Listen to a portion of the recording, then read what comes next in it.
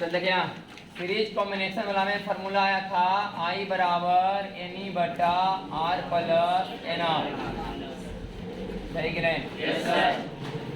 जब एक ही सेल जिसका ईएमएफ ई है और इंटरनल रेजिस्टेंस आर है, इस प्रकार का कई सेल एन सेल अगर सीरीज में लगा दिया जाए तो कुल सेल मिल करके कितना वोल्ट पैदा करेंगे? एन और कुल रेजिस्टेंस मिलकर इक्विवेलेंट रेजिस्टेंस एन। यह सीरीज कॉम्बिनेशन का बात। अगर बात करें पैरेलल का तो आई का फॉर्मूला आया था E by R plus R by N. इस सब का बात है जब यही सेल एन से सब कहाँ रहेंगे? पैरेलल में, तो इक्विवेलेंट ईएमएफ ही रहेगा और equivalent internal resistance R by. इसी में एक स्पेशल केस है कि आई बराबर E1 R2 plus E2 R1 बटा प्लस R2 बटा R प्लस R1 R2 बटा R1 प्लस R।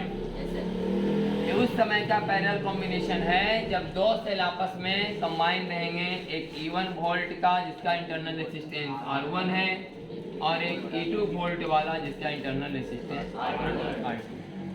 तब इसको मिला के एक नया सेल हम लोग बना सकते हैं जिसका इक्विवेलेंट ईएमएफ ई वाला और इक्विवेलेंट इंटरनल रेजिस्टेंस ई वाला।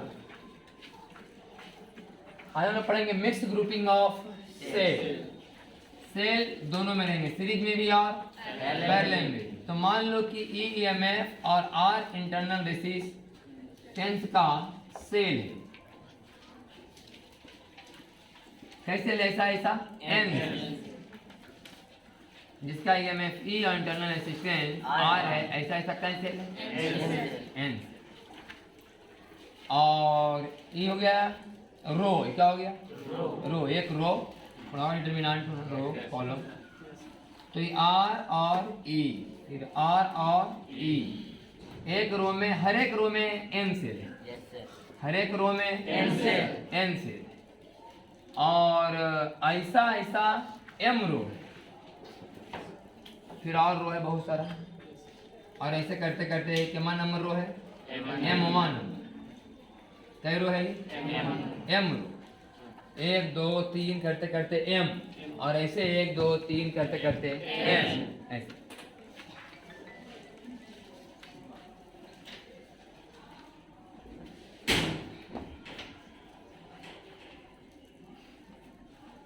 ये हो गया आ कैसे लो भी एन से, हर एक लाइन में कैसे एन से और ऐसा ऐसा कई लाइन एम लाइन। इतना सारा बैटरी का लगा दिया गया है कॉम्बिनेशन और इससे एक रेजिस्टेंस चलाया जा रहा है जिसका रेजिस्टेंस बराबर। तो हमको जानना है कि इन सभी सेलों को हटवा करके एक सिंगल सेल अगर लगाया जाए तो कितना वोल्टेज और कितना इंटरनल रेजिस्टेंस वाला होना चाहिए। मैंने आर इक्यू और ई इक्यू वैलेंट, ताकि दोनों करंट सेम, जितना करंट सब मिल के दे रहा है उतना करंट ही सिंगल बैटरी देगी। तो ये कहलाएगा इक्विवेलेंट ईएमएफ और इक्विवेलेंट इंटरनल रेजिस्टेंस। तो चूंकि यहाँ का करंट आई है तो बात है कि मेन करंट को आई लेना है और यहाँ सब कितना लाइन है एम, तो सब में करंट आएगा I by M, I by M, I by M और आई बाई एम, और सब आई बाई एम मिल करके आई, और सब में चला जाएगा I by M, I by M, I by M, I by M. यहाँ कितना जा रहा है आई जा रहा है। तो किसी अखबार में घूम जाएंगे, केवीएल लगाएंगे, आंसर आ जाएगा। तो बाहर बाहर घूमेंगे, कहाँ घूम रहे हैं हम लोग? बाहर बाहर। तो नीचे से शुरू करते हैं पहले माइनस आई आर, माइनस इधर से माइनस आई आर और minus I by M R, ऐसा ऐसा कै बार एन बार, सही कि नहीं? और फिर प्लस ई भी कै बार बराबर 0। तो यहाँ से दोनों माइनस वाला को उधर भेजेंगे तो I common R plus N R by M, N R by M बराबर एन ई, तो आई बराबर आ गया एन ई बटा R plus N R by M. सही कि नहीं? याद करना कोई टफ नहीं, ध्यान सुनो। सीरीज कॉम्बिनेशन में ई ई ई कितना होगा? एन ई कितना? एन ई, और N E N E N E मतलब एन ई। अभी तो उधर पैरेलल में, पैरेलल कॉम्बिनेशन में क्या आया था आंसर? ई बटा R plus R by N, यही ना आया था आंसर? ये हुआ पैरेलल का। और सीरीज का आंसर आया था एन ई बटा आर प्लस एन आर। सही कि नहीं? बस तो सीरीज कॉम्बिनेशन में ई ई ई कितना होगा? N E, N E N E N E तो एन ई रह जाएगा, एन ई रह गया। अब R R R R series में N R, N R N R N R कई बार? N R by M, N R by M. इसको नया याद करने का जरूरत नहीं। ई ई ई क्या हो जाएगा? एन ई, एन ई आ गया, लेकिन एन ई कितनों बार रहे हैं? वो एन ई रहे, पहले वोल्टेज तो सेम रहे। और रेजिस्टेंस का बात करें तो आर आर आर सब एन आर। अब एन आर कई बार पैरेलल होगा? एम बार, N R by M, N R by M. तो आ गया करंट बराबर एन ई बटा R plus N R by M. ये हो गया इक्विवेलेंट इंटरनल रेजिस्टेंस, ये हो गया इक्विवेलेंट ईएमएफ, इक्विवेलेंट। अब कहानी का जो ऑब्जेक्टिव सवाल आता है वहां पर,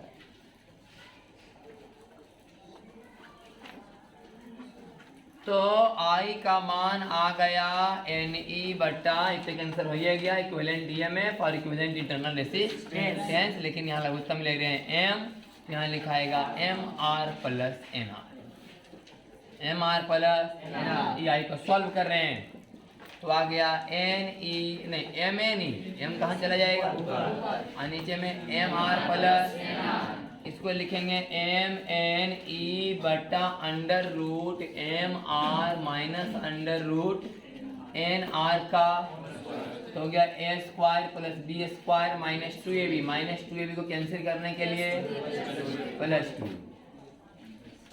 सही के लिए इसको ऐसे तोड़ दी। हम चाहते हैं फिर से वही कि I will be maximum, I will be maximum. हाँ, मैक्सिमम करंट जाने के लिए तो बताए थे कि नीचे वाला मान ये दोनों बराबर होगा। मैक्सिमम पावर ट्रांसफर थ्योरम में भी same, maximum power transfer theorem में सेम मत है। तो यहाँ पर क्या रहेगा? दोनों बराबर रहेगा तो नीचे कुछ तो मान कमेगा, तो पूरा मान क्या होगा? बढ़ जाएगा। तो हो जाएगा आई विल बी मैक्सिमम, आगे अंडर रूट एम आर बराबर अंडर रूट एन आर, तो रूट से रूट कैंसिल, एम आर बराबर एन आर, तो एम बटे एन बराबर। ये कंडीशन है सर कि बैटरी सबसे ज्यादा करंट सप्लाई करेगा यदि एम और एन का अनुपात आर और आर के अनुपात के बराबर। कितना इंटरनल रेजिस्टेंस है, कितना एक्सटर्नल है, दोनों देख लो रेशियो। उसी रेशियो में होना चाहिए ए नंबर ऑफ रो बटा नंबर ऑफ सेल इन ए रो। सही कि नहीं? जो रेशियो आपका आर और आर का है, बैटरी का इंटरनल रेजिस्टेंस और एक्सटर्नल रेजिस्टेंस का अनुपात देख लीजिए।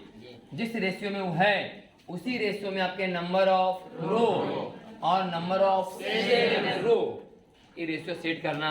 अगर ऐसा है तो battery maximum current power current maximum current भेज रहा है यहाँ से। तो मैक्सिमम करंट भेजने का एक कंडीशन हो गया एम बटे एन बराबर आर बटे।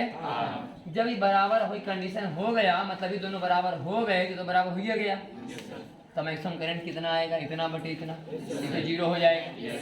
तो मैक्सिमम करंट का मान आएगा एम एन ई बटा under root 2 under M R और एन आर, छोटी आर एम आर और। तो क्या हम लोग एम आर और एन आर को एक में लिख सकते हैं? एम आर बराबर एन आर या एन आर बराबर, तो एक बार एम आर कर देते हैं और एक बार दोनों को एम आर भी कर सके कि नहीं? हाँ, एक बार एम आर कर दिए एन आर, एक बार एन आर को, दोनों बराबर है।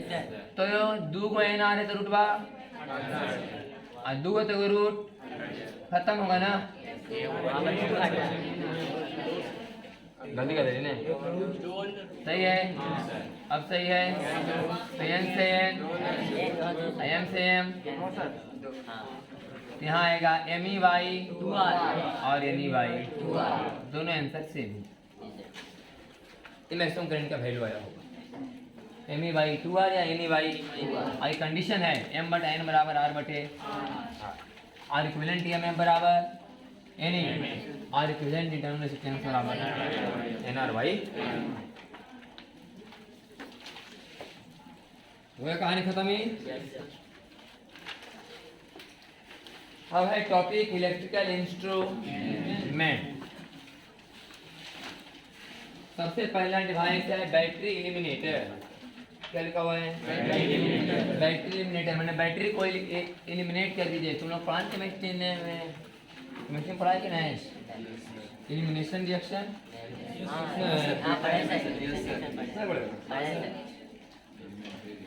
नहीं रो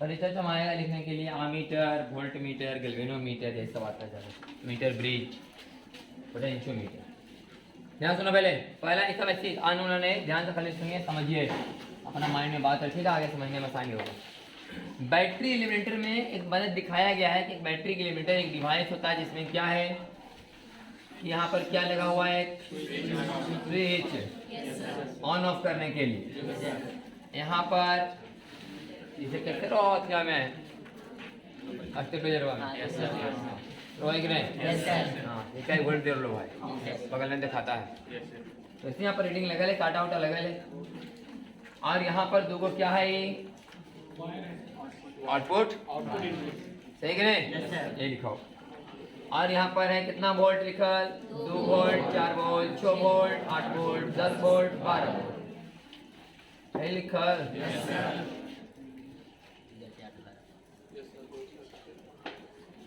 मतलब कहने का मतलब एक ऐसा डिवाइस है जिससे चाहो जितना वोल्ट उतना यूज कर सकते हो बैटरी को हटवाइए इबला रखिए मन करे 2 वोल्ट तो 2 वोल्ट काम करेगा 8 वोल्ट तो 8 वोल्ट काम करेगा 4 वोल्ट देना तो 4 वोल्ट काम करेगा मनचाहा वोल्टेज आप इससे निकाल सकते हैं ये है बैटरी एलिमिनेटर वन क्लियर हाँ इससे हम लोग मतलब जो वोल्टेज का रिक्वायरमेंट है अब एक्सपेरिमेंट करने के लिए तो कभी हाई वोल्टेज चाहिए कभी लो वोल्टेज हाँ हाई वोल्टेज चाहिए बड़का बैटरी लाओ लो वोल्टेज छोटा बैटरी लाओ सारा बैटरी चाहिए उसमें लाओ ये डिवाइस लाओ सही कि नहीं स्टेबलाइजर नहीं स्टेबलाइजर हम बताएं कि स्टेबलाइजर में ऐसा देखता है कि नहीं बगल में हाँ जिसको देख के हम लोग पकड़ लेते हैं कि वोल्टेज कितना आ रहा है कि नहीं इसी यहाँ पे बंदे बताएगा कि 2 वोल्ट 4 वोल्ट 6 वोल्ट कितना यूज हो रहा है ध्यान सुने आप एक तार में सिंगल मतलब एक तार इसमें से निकला रहता है वो कोड रहता है बाहर निकला हुआ इसमें जिसमें खोस देगा उतनी वोल्ट काम करना वो शुरू करेगा एक तार फिक्स रहेगा और एक बार निकला हुआ रहेगा उसको जिसमें खोस देगा पलक की तरह उतना वोल्ट काम करना शुरू कर देगा ये है बैटरी एलिमिनेटर अगला लिखा हुआ है रिहोस्टेट रिहोस्टेट क्या है इसमें से है कि आप जितना चाहें उतना करंट मतलब रेजिस्टेंस का मान आप दे सकते हैं हमको 2 ओम यूज करना है तो 2 ओम यूज कीजिए 4 ओम तो 4 ओम ऐसा है ध्यान सुनो कैसे कैसे रहता है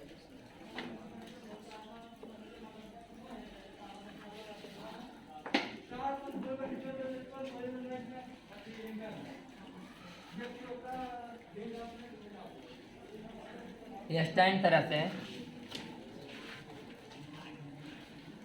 जिस पर नहीं रहता हीटर कहता हीटर रहता है इसका स्टैंड का ऐसा रहेगा हीटर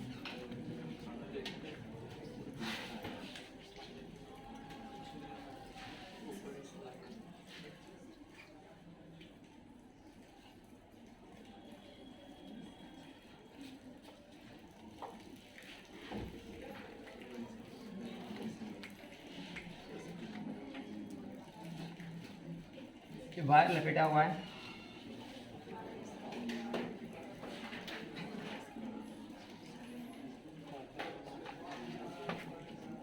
ए और बी।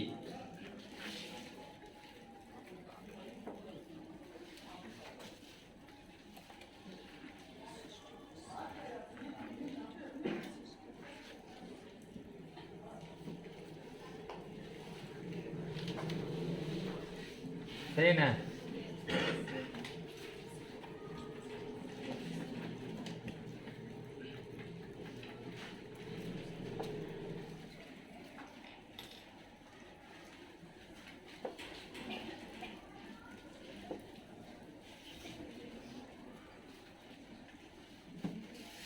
यहाँ पर क्या लिखा हुआ है? सी। ध्यान सुनिए,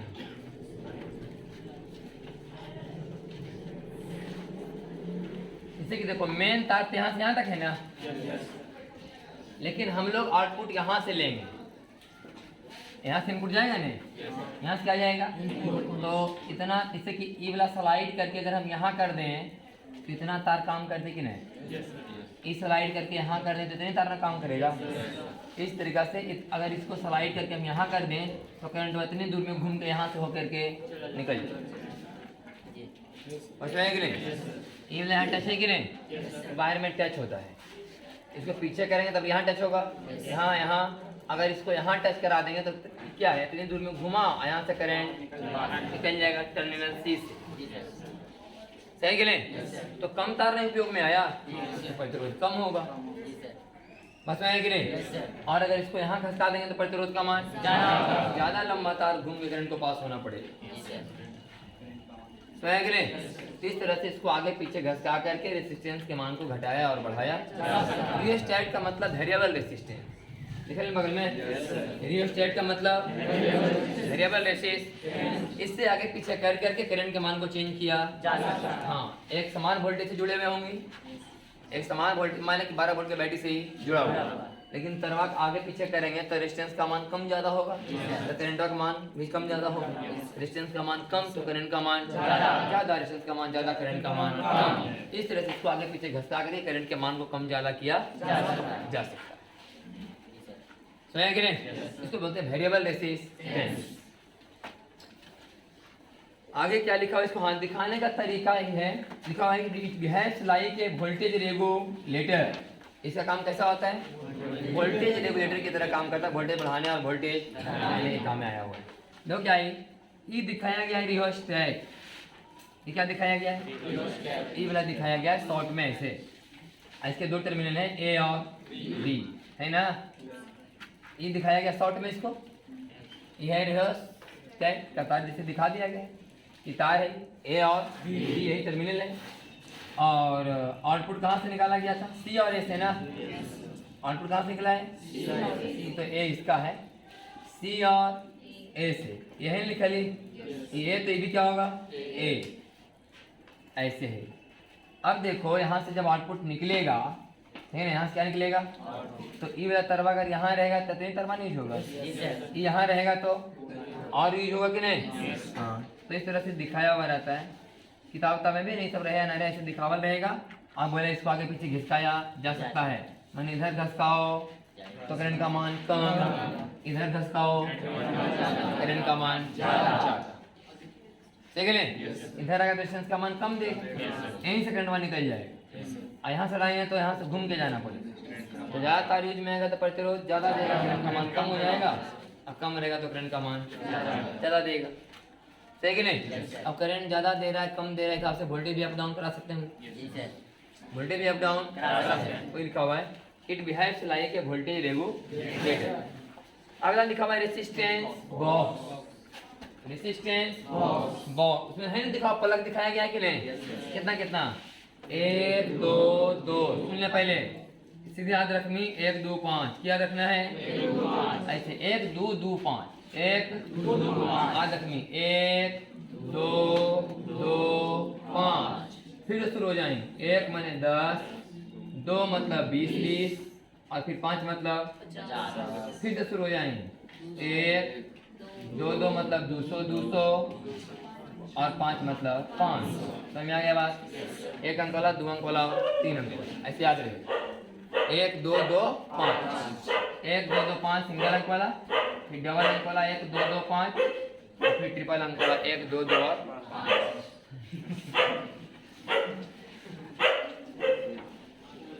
अगर सुनो पहले, ये दोनों तो कनेक्शन जोड़ा रहेगा, ये तो डिवाइस है भाई, तो कहीं से तो देना पड़ेगा इसको इनपुट, और यहाँ से क्या निकलेंगे आउटपुट। तो यहाँ पर बीच में क्या लगा हुआ है, एक इन्फिनाइट, ध्यान से समझना है। इन्फिनाइट मतलब सुना रहे हैं, शॉर्ट सर्किट। इन्फिनाइट मतलब शॉर्ट सर्किट, ध्यान सुनो। जे वाला निकाल देगा नहीं, उतने काम करेगी, इतना तो सब सेट है। जो इसमें से घिंच के निकाल लेगा वही वाला काम करना। इसमें तुम 1 से 1000 तक बना सकते हो, 1 से कोई बना के देखो बन जाए।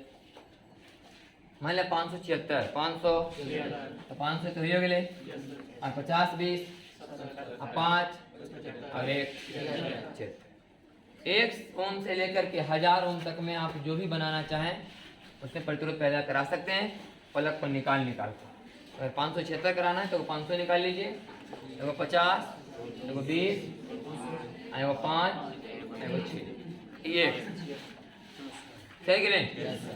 जो निकाल दीजिएगा वही काम करना शुरू करेगा। ऐसा नहीं कि जो लगल वो काम करेगा, जो लगल है वो काम नहीं करेगा, जो निकालेंगे वो काम करेगा। वास्तव में इसके अंदर एक ऐसा कनेक्शन है कि जब इसको निकालेंगे तब वो काम करेगा, और ये डाला रहेगा तो काम करेगा शॉर्ट सर्किट की तरह। कैसे काम करेगा? हाँ, अगर ये जब तक ही डाला हुआ है अंदर में, तो एक माने प्रतिरोध अपना काम नहीं करवा रहा है। इसके अंदर क्या हो रहा है, शॉर्ट सर्किट। ऐसा जाके सेट किया हुआ कहीं तार कि डायरेक्ट तार इधर से उधर मैंने कनेक्शन हो गया होगा, बीच में इसका यूज नहीं। जब इसको निकाल देंगे शॉर्ट सर्किट खत्म, तो यूज होना शुरू।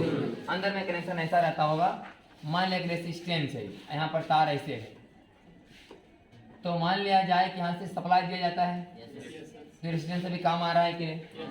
और मान लिया कि अंदर में यहाँ से तो थोड़ा सा दिक्कत होगा, मान लो कि ऐसे है तार,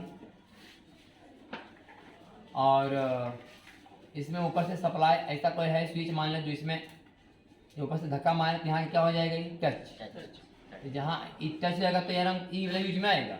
अगर यहाँ बैटरी लगल है, आई टच में रहेगा तो यूज में आएगा, ऐसे हो जाएगा नहीं? अगर निकाल लेंगे, बाहर खींच लेंगे, कहाँ खींच लेंगे, तो काम करते कि नहीं? बस में के अंदर में कनेक्शन ऐसा रहता है। यहाँ पर एक प्लग है स्विच की तरह, इसको दबा दिए अंदर तो काम करना ही बंद, शॉर्ट सर्किट। सही कि नहीं? अगर खींच लिए तो काम करना शुरू। तो है कि नहीं? कैसा डिजाइन रहता है, बगल में यहाँ दिखाया गया है, क्या गया ना, क्योंकि बाद में पता चलता होगा कि देखो ऐसे है, और मेन तार यहाँ गया ऐसे, मेन तार ही वाला है, लेकिन जो स्विचवा है ना उसको तुम अगर निकाल लेगा इसको, ये मेन दिखाएगा जी, ढंग से दिखा रहे हैं। ये जो आपका स्विच है,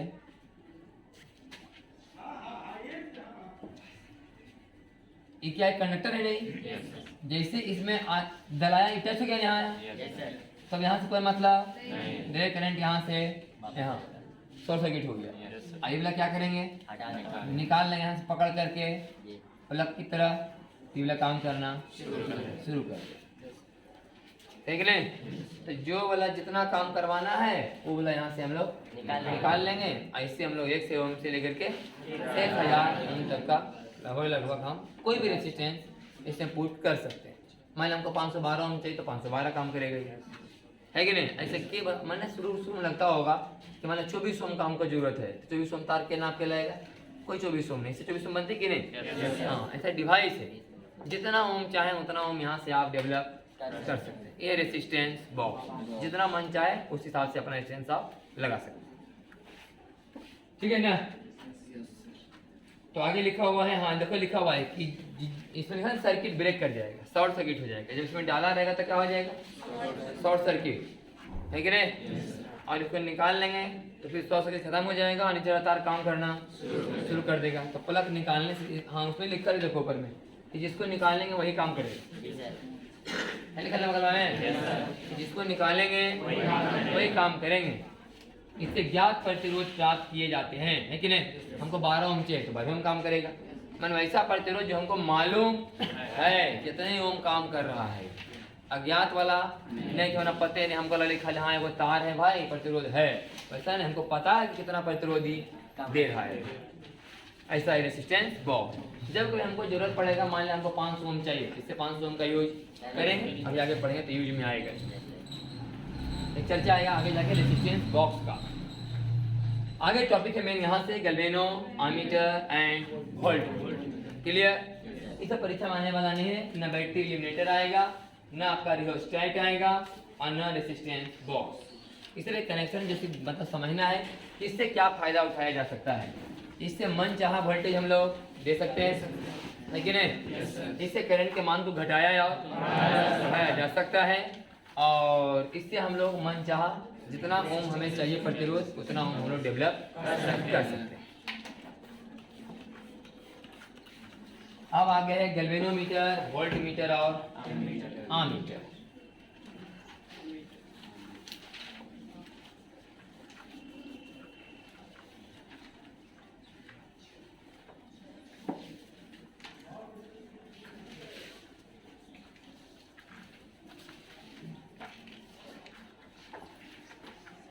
हम एक फार्मूला इसे लिखा रहे हैं, फार्मूला भी प्रूफ नहीं कर सकते। जब हम लोग मैग्नेट पढ़ेंगे तो फार्मूला प्रूफ करेंगे। मोटर का सिद्धांत है, किसका सिद्धांत है? मोटर का, डायनेमो का नहीं। हम लोग दसों क्या पढ़ते हैं? डायनेमो के बारे में। ये हम किसके बारे में बता रहे हैं? मोटर के बारे में।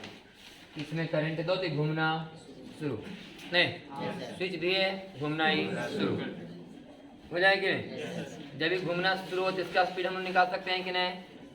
जैसे मोटरसाइकिल में लगा है स्पीडोमीटर, चक्का घूमता है खूब तो कांटों पर चढ़ना, वो स्पीडोमीटर में सेट कर देंगे, जितना स्पीड से घूमेगा कांटा चढ़ना शुरू हो जाएगा। सही कि नहीं? तो इस स्पीडोमीटर, इससे भी हम लोग, इसमें भी हम लोग स्पीडोमीटर जोड़ करके पंखा का स्पीड निकाल सकते हैं, कितना किलोमीटर पर घंटा से घूम रहा है। तो समझ लो कि मोटर का सिद्धांत क्या है, ध्यान से सुनिए। इसमें क्या है कि दो मैग्नेट है। क्या है? दो मैग्नेट। हाँ, मैग्नेट का चर्चा भी आ रहा है, लेकिन बाद में पढ़ेंगे मैग्नेट के बारे में डिटेल से। दो मैग्नेट है, एक नॉर्थ पोल और एक साउथ पोल, जिसके अंदर में एक कॉइल है। ये कोई कॉइल वाइल है नहीं, बस दिखाने का एक तरीका है। अभी जब कॉइल वाइल दिखाया जाएगा तो समझ में आएगा आपको।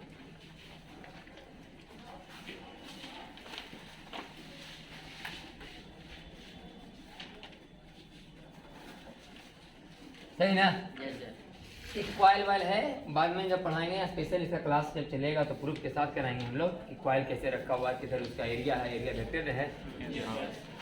बस ये समझो फिर कि जब किसी करंट कैरिंग कॉइल में, धारावाही कुंडली बोलते हैं, करंट कैरिंग कॉइल मैंने वैसा कॉइल जिसमें करंट चल रहा है, वैसा कॉइल जिसमें करंट अगर उसको मैग्नेटिक फील्ड में रखा जाए तो उस पर एक टॉर्क काम करता है। क्या काम करता है? टॉर्क। कैसे काम करता है नहीं करता है, एक सिलेबस के अंदर ही है, आगे क्लास होगा इसका। अभी बस खाली फार्मूला पर ध्यान दीजिए कि जब किसी कॉइल को जिसमें करंट चल रहा है उसको कहाँ रख दिया जाए? मैग्नेटिक फील्ड में। मैग्नेटिक फील्ड, तो इस पर एक टॉर्क काम करता है जिसका फार्मूला होता है NIAB। N है नंबर ऑफ टर्न, कितना बार कॉइल में तार लपेटा गया। हैवी मोटर का सुना है? ज्यादा कॉइल लपेटी है कि नहीं? मतलब ऐसे होता है ना मोटर का, जितना हैवी मोटर है, हैवी मोटर मैंने वजन भी होना चाहिए। अब ऐसा नहीं कि साला मैंने मोटर में वजन नहीं है, अब फेरा को लपेटा हुआ है तो उसमें वाइब्रेशन ज्यादा है, चलेगा स्थिर से नहीं। बता दें ना वो लगा बात कि स्प्लेंडर ला में खूब इंजन का तो भारी इंजन खूब तेज चले टूट आ जाए जने तक, बैलेंस में नहीं चलेगा। स्पीड के हिसाब से वजन भी होना चाहिए। तो बहुत जितना ज़्यादा मशीन में पावर है उतना ज़्यादा मशीन में वजन दिया जाता है कि नहीं? कितना पावर जब फेंकेगा तो वाइब्रेट करेगा ना एकदम, तो मैंने वाइब्रेशन को कम करने के लिए वजन भी ज़्यादा देना जरूरी है। तो टॉर्क बराबर है ना, ये भी साइन क्या बता रहा है कि हो गया नंबर ऑफ टर्न। सब कॉइल कसाया है भाई, तो बिना तार लपेटे तो कसाया नहीं होगा। अब कई फेरा कसाया है नहीं, मैंने मोटा मोटी तो थोड़ा बहुत ज़्यादा ऐसे भी कस सकते हैं। कितना का अपन पंखा रहेगा तब इस पर ज़्यादा कसेगा। ये मोटर अपने कसता है नहीं, पंखा में कॉइल अगर मन कसना हो तो बोलो जब अपन पंखा को एकदम कस दे पूरा स्पीड दे दो। अब ज़्यादा भी कसेगा तो फिर हिलेगा पंखा। समझ में है कि नहीं? हाँ, आजकल कोई चीज़ है, आजकल वही ना सब लोकल फैन है, हाई स्पीड है, वाइब्रेशन ज़्यादा है कि नहीं? तुम जाओ कभी डीएम ऑफिस कहीं उस तरह का सरकारी आवास में एकदम पंखा में एकदम गति एकदम बहुत है कि नहीं? उठाएगा तो उठेगा नहीं एकदम कभी आप मैनेजर दुकान में जाओ जिसके पास पंखा रखा हो बोला उठो, उसमें वजन देखो कितना वजन है, एकदम कितना ऊंचा छत रहेगा, उसके नीचे रड लगा करके रहेगा, एकदम वाइब्रेशन नहीं लगेगा, नहीं करेगा कि पंखा चल रहा है एकदम धीरे धीरे। समझ में है कि नहीं? ऐसा सब लोग क्वालिटी लाता है, सब हाई स्पीड दे दिया है, पंखा में वजन है या नहीं, आवाज कर रहा है। समझ में है कि नहीं? यही तो ये जो है एन है वही नंबर ऑफ टर्न, आई है current, current in each turn, current in each, हाँ इसमें करंट जो चल रहा है। ए है कॉइल का एरिया, ए है कॉइल का एरिया, बी है मैग्नेटिक फील्ड, बी है इसके कारण पैदा होने वाला चुंबक कारण पैदा होने वाला magnetic field, theta is the angle between B and A. तुम करंट तो स्केलर, करंट तो वेक्टर कौन कौन है यहाँ? एरिया और मैग्नेटिक फील्ड, एरिया और मैग्नेटिक फील्ड, हाँ सही कि नहीं? जैसे पहले बताया ना फ्लक्स बराबर ई ए cos थीटा, इलेक्ट्रिक फील्ड और एरिया के बीच का कोण, और मैग्नेटिक फील्ड और एरिया के बीच का कोण है, सही कि नहीं?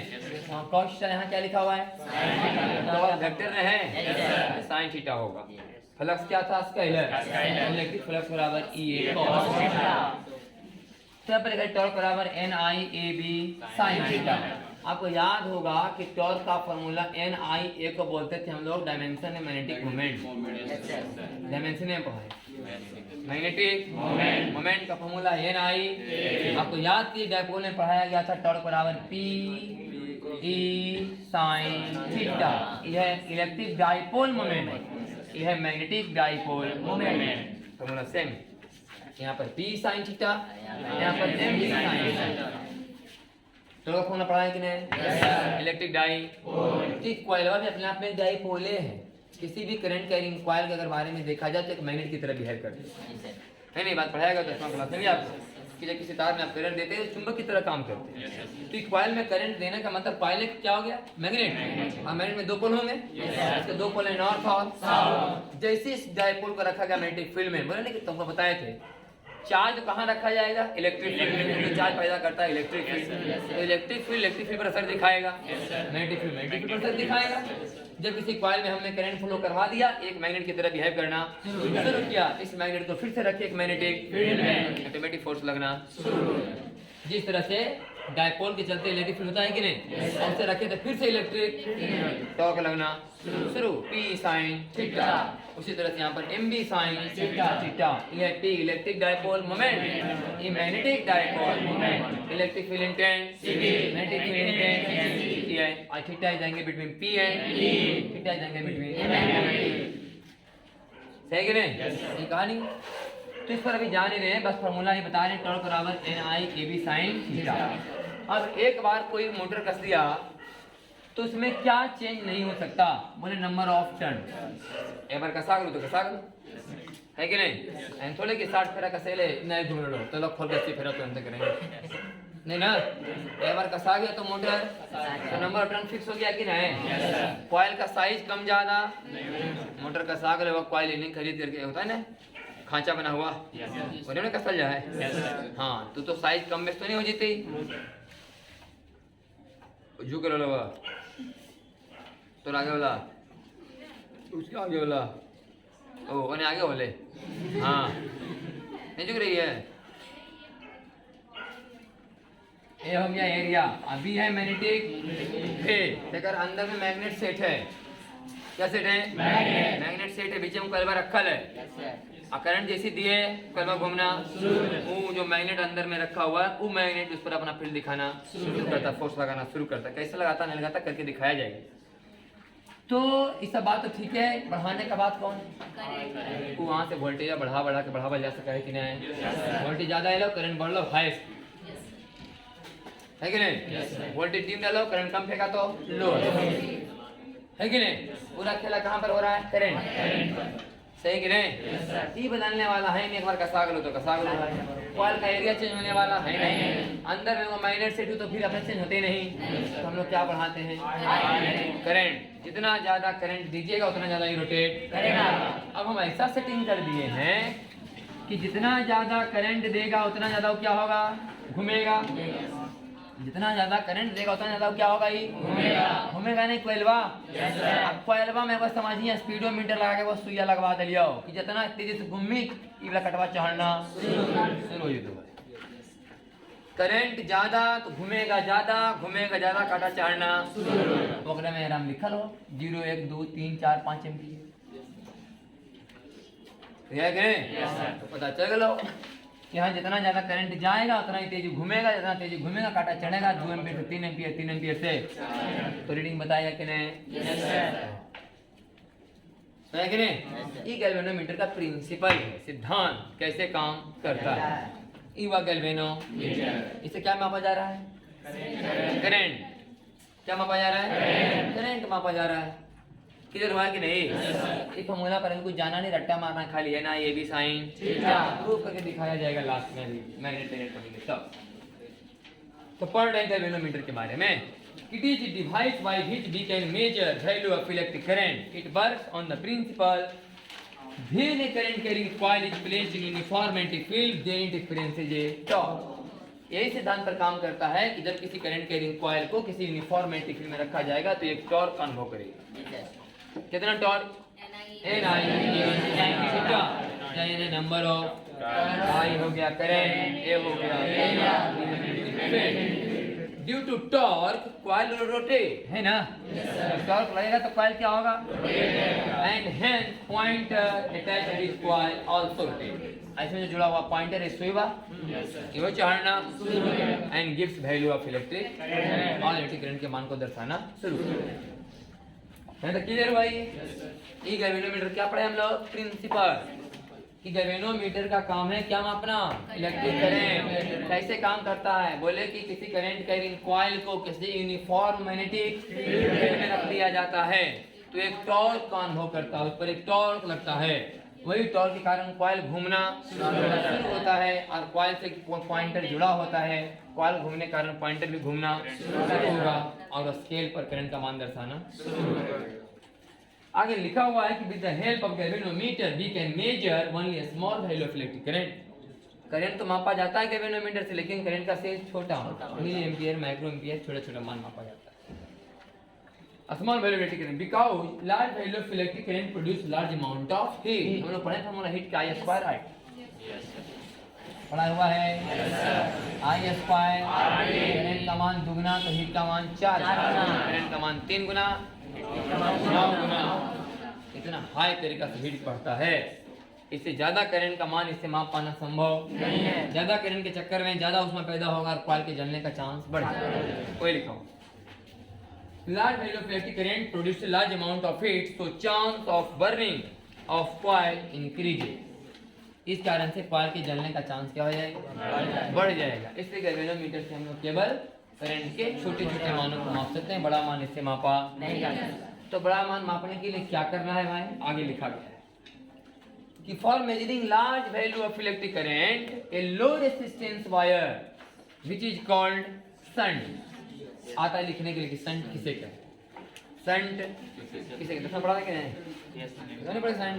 हाँ पता है। हाँ तो सुनो पहले अब ये हमारा हो गया गैल्वेनो। अब गैल्वेनोमीटर को जी लिखेंगे, समझ जाना गैल्वेनोमीटर है ये हुआ गैल्वेनोमीटर।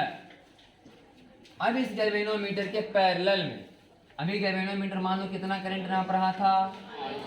IG माने current measuring by galvanometer IG इतना करंट गैल्वेनोमीटर ठीक। अब इस गैल्वेनोमीटर के समानांतर क्रम में एक कम प्रतिरोध वाला तार और लगा दिया गया जिसे क्या बोला गया? शंट। ये क्या है हमारा गैल्वेनोमीटर। अभी कितना करंट माप रहा था? अब इसमें क्या लगा दिए गो?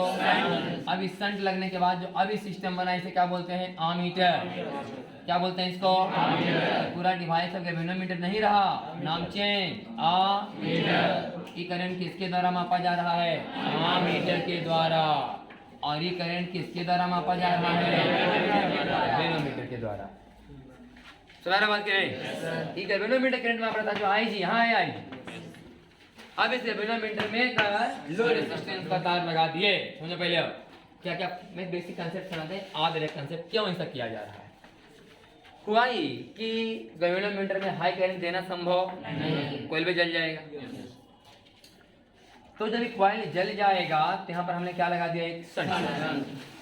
शंट कैसा है? Low resistance. कैसा है? Low resistance. जब लो रेजिस्टेंस का लगाइबे किए तो करंट तो ये खींचेगा ज्यादा, तो कॉइल जलने से बच जाएगा। बस में कि नहीं? कॉइल जलेगा नहीं, इसलिए हमने इसके पहले में लो रेजिस्टेंस तार लगवा दिया कि प्रतिरोध कम रहेगा तो करंट इसमें ज्यादा जाएगा, जब प्रतिरोध ज्यादा रहेगा करंट इसमें फिर से ही नाप लेगा। अब तुम बोले तो ई ने करंट नापता था पूरा कैसे निकल गया? अरे बात फिर ये मतलब हम लोग को पता चल जाएगा। अगर हमें शंट का मान पता है, शंट का मान पता है, आगे गैल्वेनोमीटर का मान पता है, तो आई यहाँ वाला करंट का मान ही निकल जाएगा। आई एस बराबर बोल आई गुना बोल आई गुना जी बटा एस प्लस जी। अब आई जी बराबर आई गुना एस बटा एस प्लस जी। समझ आया कि नहीं? ये करंट बांटने का फॉर्मूला है कि नहीं? इस पर ध्यान मत दो, उस पर ध्यान दो।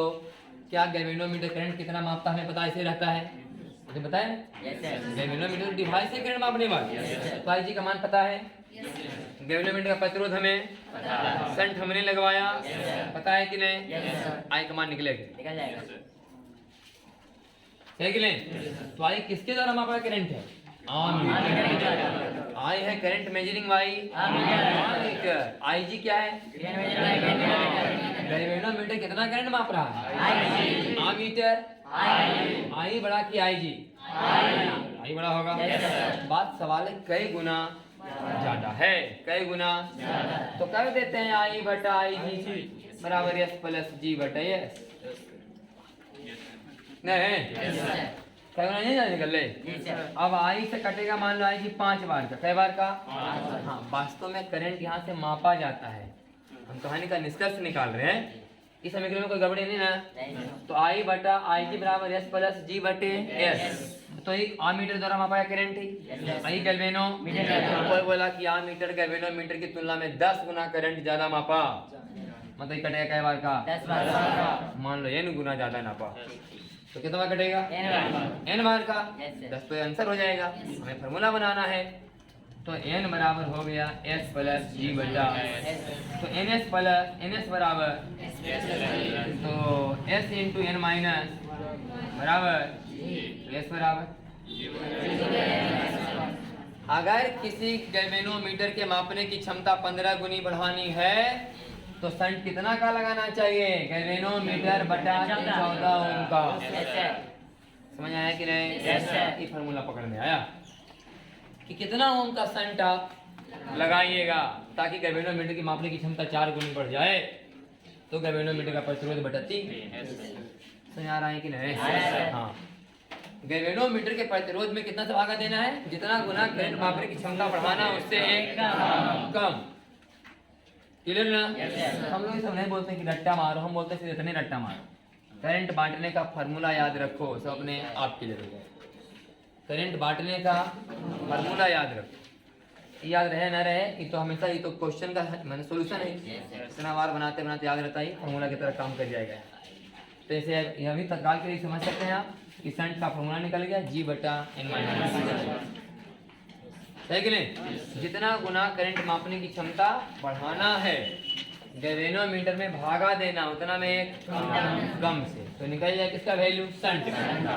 तो कितना ओम का शंट लगाना चाहिए ताकि प्रतिरोध कहीं माने करंट मापने की क्षमता इतना गुना बढ़ जाए। क्लियर हुआ यहाँ तक? कहानी का मेन पार्ट यहाँ समझिए थोड़ा सा कि मान लिया हमारे पास एक गैल्वेनोमीटर या आमीटर जो कुछ भी है, गैल्वेनोमीटर रहेगा तो कम मापेगा, आमीटर रहेगा तो ज्यादा मापेगा। मान लो गैल्वेनोमीटर, तो गैल्वेनोमीटर ऐसा है जो लो करंट मापता है। कितना मापता है? लो करंट मापता है। तो गैल्वेनोमीटर इसमें कांटा लगल है। जब ये 1 एम्पियर मापता है, कितना? 1 एम्पियर, तो कटवा यहाँ भागता है, 2 एम्पियर में यहाँ भाग जाता है, 3 एम्पियर में यहाँ भाग जाता है। तो ये मैक्सिमम कई एम्पियर माप पाएगा? 4 एम्पियर। क्या एम्पियर? सही कि नहीं? एक गैल्वेनोमीटर है जिसमें कांटा ऐसा है कि एक एम्पियर में कटवा यहाँ भाग जाता है, तो मैक्सिमम कितना नापेगा? 4 एम्पियर। एक गैल्वेनोमीटर ऐसा है जिसमें जब मापना शुरू करते हैं तो 1 एम्पियर में इतने भागता है। तो यहाँ 2 3 4 5 इधर क्या एम्पियर मापा? समझना। तो ये करंट मापने की क्षमता ज्यादा किसका है? नीचे वाला का ना। करंट मापने की क्षमता ऐसा क्या है? ज्यादा है। ऐसी क्षमता कम है। लेकिन इसमें जब 1 एम्पियर करंट दिए तो काटा तो ज्यादा भागा, इसमें क्या एम्पियर काटा? तो बोला जाएगा कि इस गैल्वेनोमीटर का सेंसिटिविटी ज्यादा है। सेंसिटिविटी ज्यादा, हाँ। कुत्ता के बारे में बोलता है कि ऐसा सेंसिटिविटी ज्यादा है, हल्का सा आवाज होगा तुरंत जब सेंसेशन ज्यादा है कि नहीं? सेंसर का मतलब क्या हुआ है ना, हल्का सा भी कुछ हुआ तुरंत अपने से ऑटोमेटिक कर ले, बस में कि नहीं? तो बोलते सेंसिटिविटी। तो सेंसिटिविटी इसमें क्या है? ज्यादा। किसमें? ऊपर वाला में। लेकिन मापने की क्षमता कम है। याद रहे, sensitivity inversely proportional to current measuring capacity. अगर कोई बोले कि किसी गैल्वेनोमीटर का सेंसिटिविटी 10 गुना कम करना है, समझिए बोल दो घुरा फिरा के कि मैंने करंट मापने की क्षमता 10 गुना बढ़ाना। क्वेश्चन का लैंग्वेज है कि एक गैल्वेनोमीटर का सेंसिटिविटी 10 गुना कम करना है, तो समझिए कि घुरा फिरा के वही बोल रहा है कि करंट मापने की क्षमता 10 गुना बढ़ाना है। तो शंट बराबर गैल्वेनोमीटर बटा 9। गैल्वेनोमीटर प्रतिरोध बटे 9। कौन से में है कि नहीं? तो हाई सेंसिटिविटी वाला से कैसा करंट मापना चाहिए हम लोग को? लो। इससे तो मिनिमम करंट माप सकते हैं। बोले कि एक एम्पियर का 10वां भाग नापो, बोले बहुत आसानी से, अच्छा खासा फर्क नहीं आ रहा है। बोले कि एम्पियर का 10वां नापो, पता नहीं तो कटवा हिले की तो जिसका सेंसिटिविटी हाई है वो भी गैल्वेनोमीटर काम का है, एकदम लो से लो वैल्यू को क्लियरली बताएगा, सही कि नहीं? और जिसका करंट मेजरिंग कैपेसिटी मैंने सेंसिटिविटी क्या है? लो। ये हाई से हाई वैल्यू को मैंने क्लियरली बताया, लो वैल्यू को क्लियरली नहीं बताया। 1 एम्पियर का 10वां भाग नापना हो, मैंने इतना हिला कटवा की मापना भी संभव पता नहीं चलेगा। डिजिटल तो बातें अलग है, तो डिजिटल आ गया ना, कहीं कितना करंट जा रहा है एकदम पॉइंट बाई पॉइंट। पहले तो डिजिटल वाला बात नहीं था, तो था ये वाला काटा देखिए। तो ये हो गया हाई सेंसिटिविटी, यही हो गया लो सेंसिटिविटी। तो हाई सेंसिटिविटी का मतलब करंट मेजरिंग कैपेसिटी कम, और लो सेंसिटिविटी का मतलब करंट मेजरिंग कैपेसिटी ज्यादा होगा। तो वही पूछेगा कि 10 गुना करंट बढ़ा दिया जाए, या तो पूछेगा कि 10 गुना सेंसिटिविटी का मान घटा दिया जाए। आंसर वही रहेगा, जी बटे n माइनस। पढ़िए सब बात, पलटिए, पेज नंबर 94 में आइए, सब बहुत लिखा हुआ होगा। मिल गया सब बात? ठीक।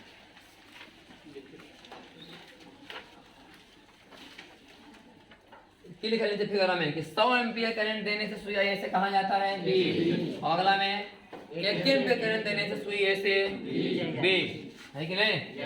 तो ए का सेंसिटिविटी का मान ज्यादा होगा, ए का सेंसिटिविटी का मान ये पर लिखल है। करंट मेजरिंग कैपेसिटी ज्यादा है, एक की तरफ करंट मेजरिंग कैपेसिटी कम है। If sensitivity increases x time, then current is always decreases x time, है ना? करंट मेजरिंग कैपेसिटी x गुना बढ़ा, मैंने करंट मापने की क्षमता x गुना घटा, और सेंसिटिविटी अगर x गुना घटा तो मापने की क्षमता x गुना बढ़ा। है लिखा? आगे लिखा है कि आमीटर हमेशा कहाँ लगेगा? सीरीज में। कहाँ लगेगा? सीरीज में। ये आमीटर के अंदर क्या बात हुआ? आमीटर के कनेक्शन का बात हुआ अंदर। आमीटर के अंदर में कैसा कैसा सर्किट है, कैसे कैसा आमीटर वहां पर अंदर में क्या खेला हो रहा है उसके बारे में, है कि नहीं? अब हम इसको सर्किट में ला रहे हैं, तो आमीटर के अंदर का बात है ना, एक गैल्वेनोमीटर अंदर में होता है और एक शंट होता है, दोनों आपस में पैरेलल होते हैं। गैल्वेनोमीटर से आमीटर बनाने के लिए शंट कहाँ लगाना है? पैरेलल में। गैल्वेनोमीटर से आमीटर बनाने के लिए शंट कहाँ लगाना है? लो रेजिस्टेंस की हाई रेजिस्टेंस। लेकिन जब आमीटर बन के तैयार हो जाए तो उसे कहाँ लगाना है? सीरीज में, करंट मापने के लिए। करंट जब गैल्वेनोमीटर बन के तैयार हो जाए तो करंट मापने में से कहाँ लगाना चाहिए?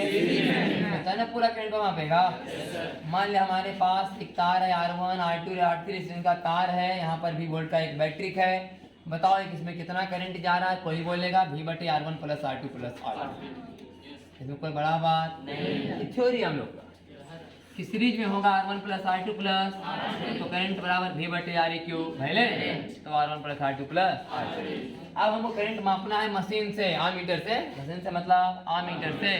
तो क्या पर आमीटर लगवाएंगे, मेन लेंगे हमें ना, क्या पे लगा देवे, हाँ कहीं भी, यहाँ लगाओ यहाँ लगाओ यहाँ लगाओ यहाँ लगाओ, कहीं भी लगाओ तो नापे ना लेगा। करंट का तो रूल है, तो जहाँ से करंट चलेगा सबसे होकर जाएगा। ये ऐसे लगा दिया आमीटर, तो मेन लाइन के मापेगा, सलाह लगे वो करंट नाप लेगा, है कि नहीं। इसलिए आमीटर कहाँ लगाना चाहिए हम लोग को, सीरीज में। पैरेलल में लगाएंगे तो साला वो खाली अपना करंट को नापेगा, ये अपना से होकर कितना करंट जा रहा है। तो कहाँ लगाना है हमेशा, सीरीज में। अब हम यहाँ पर एक आमीटर लगवा दिए, तो आमीटर का भी तो प्रतिरोध होगा, वो भी तो कोई डिवाइस है। जब साला बैटरी के इंटरनल रेसिस्टेंस हो सका है कि नहीं। तो आमीटर तो पूरा वही डिवाइस है भाई, हम तो प्रतिरोध है ये, इसका अपना भी कुछ न कुछ रेसिस्टेंस और करंट का मान ही देगा V/R1 plus R2 plus R3 plus R। सही है।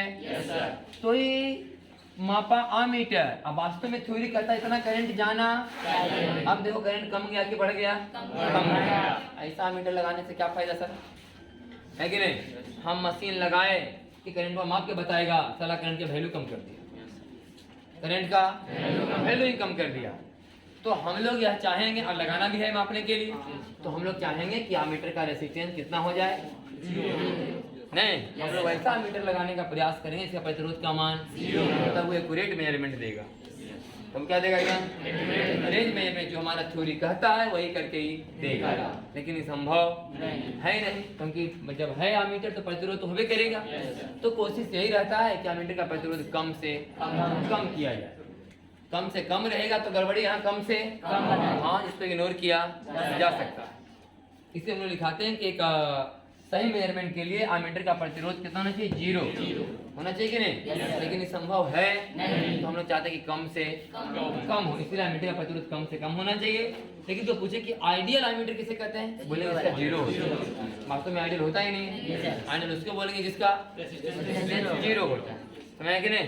तो एक आदर्श आमीटर का प्रतिरोध क्या होता है, 0, और होना क्या चाहिए, बोले कम से कम, सही ना। ये सब बात सब करके दिखाया गया है कि एक बार बैटरी से नप है, एक बार आमीटर लगवा दिए थे, तो लिखे हैं कि आई रीडिंग बराबर आई एक्चुअल तब आएगा जब आर बराबर 0 होगा। It is not possible, however we want resistance of ammeter is very low. फिर भी हम लोग चाहते हैं कि आमीटर रेजिस्टेंस कम से कम हो, और आइडियल आमीटर कितना होता है, 0। ठीक है ना, कहानी खत्म। कल होगा वोल्ट, इस सप्ताह में कहानी